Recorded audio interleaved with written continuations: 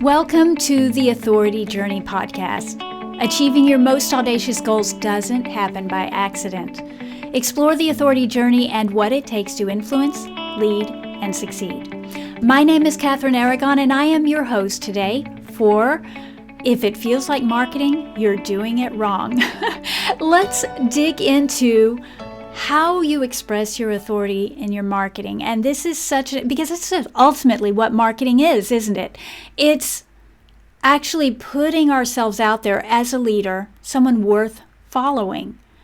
But I heard this quote recently from a leader in my network. I think I saw it on LinkedIn. If it feels like marketing, you're doing it wrong. Oh my goodness, that's so brilliant. I love it, and I really wanted to dig in. So let's start with, what is the underlying message here? What does marketing feel like? If it feels like marketing, you're doing it wrong, well, what does that even mean? Well, traditionally, marketing is pushy, self-promotional, kind of smarmy, right? It's all about me. It's all about what I'm trying to make you do, and that's why it starts getting pushy. It starts feeling like it's not, I'm just trying to sell stuff. I'm just trying to put stuff out there, and I expect you to respond. Well, yeah, if you're doing that, you're doing it wrong. So what are the alternatives? In most businesses, they separate out marketing, sales, and public relations, because they're three aspects of the same thing. Marketing is getting the message out there. Sales is actually trying to drive action, and public relations is building your perception in the marketplace. Actually, getting the word out about it's more like branding and sharing the news that's going on in your company. Today, there are fewer distinctions between these three areas. Digital marketing is marketing and sales, and public relations all mixed into one. If you're doing social media, you're doing public relations. You're probably doing marketing. When you send people to a landing page on your website, or you've got a blog post with a link to a landing page, now that's sales. And it all blends together. Now here's the thing. Traditional sales feels so pushy. It feels so self-centered. It's icky, right? Well, the alternatives are basically this whole opposite thing. Instead of being pushy, it's inviting. Instead of being self-promotional, it's you-focused. Instead of being smarmy, it's trustworthy. These are the things we should be going for. So the trick is not what's the alternative. It's more, how do I do marketing in a way that feels good instead of icky? Now, it's actually not as hard as it may sound. I think we get so focused on, I've got to drive results, I've got to get sales from this, that we just lose focus. So it's really more about keeping your eye on the ball so you can do it in the right way. If you're trying to play ball and someone throws you the ball and you're just looking over here, you're not going to catch it. Whereas if you're looking at the ball, you're going to catch it, you're going to run with it, you're going to score. That's what we're after. We want it to be that easy. And remember, I like looking at this as it's a game. It does get hard. There are points at the game where you're down a point or you're up a point. You've got to love the game. If you don't love the game itself, you probably should be doing something else. So marketing, we shouldn't be doing it in a way that feels icky, that people don't want to watch the game. We need to do it in a way where the game is fun to play. And the best way to do that is the right way. So what are the elements? When I say, what's the right way to do marketing? Let's look at that.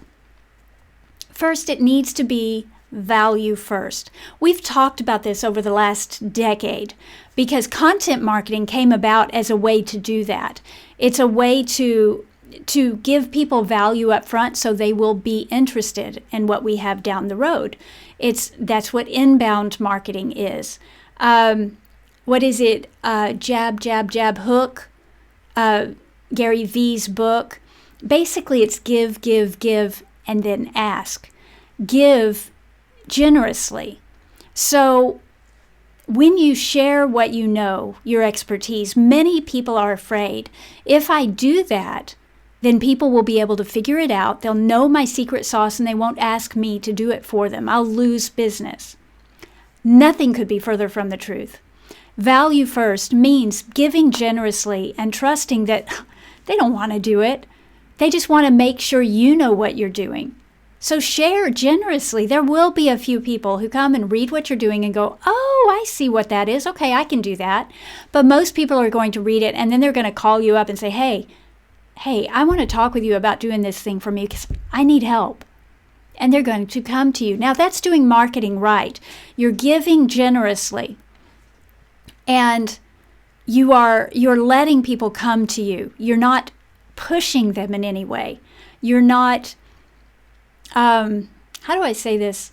Well, it's the smarminess, I think. It's the push, and that's just it. Push, rather than give, and then ask for something. And what are you asking for? At that point, you're asking for the sale. Now, the other thing is you need to create desire. This is what demand generation is all about. This is a new, I say new, it's a different evolution of marketing because people felt like marketing was a little bit smarmy. So they're like, okay, well, how can we generate demand? Well, it's the same thing. I get tickled because people ask, well, do you know how to do demand generation? And it's like, well, it's all the same thing anyway. Yes. If you're doing content marketing, if you're doing digital marketing correctly, you are doing demand generation. You're doing it in a way that you create desire. So when you make the offer, people are like, oh yeah, that's what I want. Or people come to you inbound. People come to you and say, hey, I need this thing. Can you do it for me? And you're like, well, duh, of course I can. I'd be happy to help. How can I help? That's what you need to do. So we start with creating value, giving people value in advance. Then that generates desire and they begin coming to us. The next thing that happens is word of mouth. Okay, people come to you, they hire you, you sell them your wares or give them your service and you wow them with it. See, it's not just about making the sale, it's about delivering after the sale. And when you do that right, people share, oh yeah, I know who you need to talk to. This person can do this for you. You need to talk to them. I tell you, word of mouth is how I've grown my business. I hardly do any real marketing at all because all this stuff is how I think about marketing. And word of mouth is better than anything else. Because if I say, I'm amazing, you should hire me, that's not very persuasive, is it? But if so-and-so down the road, who you deeply respect, says, oh, you need to talk with this person. She knows what she's doing. Now, there's some gravitas. There's some weight behind that you're like, oh, okay. Well, she's now risen to the top of the pile. Now I want to talk with her because if he says she's okay, she's probably okay. Word of mouth will always be a winner. And it's not marketing. That's the thing. You're not asking somebody to spread the word. They're just doing it. That says so much about who you are and what you can do. So it's about delivering so much after the sale that word of mouth starts kicking in. Finally, be share worthy. Put stuff out there that people are willing to share, that people want to talk about, that actually is worth the share. If you help people succeed, they are going to come to you. So all this stuff, it's not marketing. It's just giving. It's just providing value. Value first, creating desire, generating word of mouth just because he's putting things out there that are share worthy. That's the way you do marketing, where it's something amazing. It's something impressive. It's not icky. So what are the keys to this? Very quickly, if you want to do marketing right, never be me-focused. Be you-focused. Focus on the people you're serving.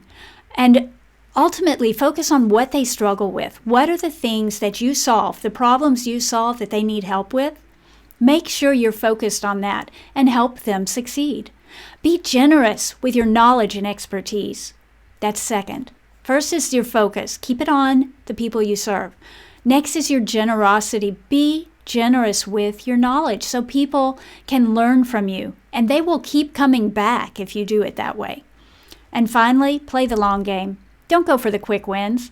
Black hat businessmen, business people, they go for the shortcuts. They go for the hacks. They go for something that they can win at just today without any thought about how it's going to affect them tomorrow or the week after that or the month after that. There's a saying that, marketers ruin everything. And there's a degree to which it's true because they go into a new thing and then they try to say, okay, how can I leverage this to get business? How can I leverage this to make sales? They're doing it wrong. They're trying to take over something that has a different purpose, and they're trying to twist it for their own purposes. Now, I'm all about leveraging the tools you have in front of you, but don't go for shortcuts. Play the long game. If you build trust with people, if you are not self-promotional, but you're actually genuinely trying to help people succeed, you will create demand. People will want to come do business with you. They will seek you out. You don't have to seek them out because they're just looking for answers, and they notice that you're the one always giving them solutions and answers. That's what you're after. If what you're doing feels like marketing, and if it feels icky, you are doing it wrong. It doesn't have to feel that way.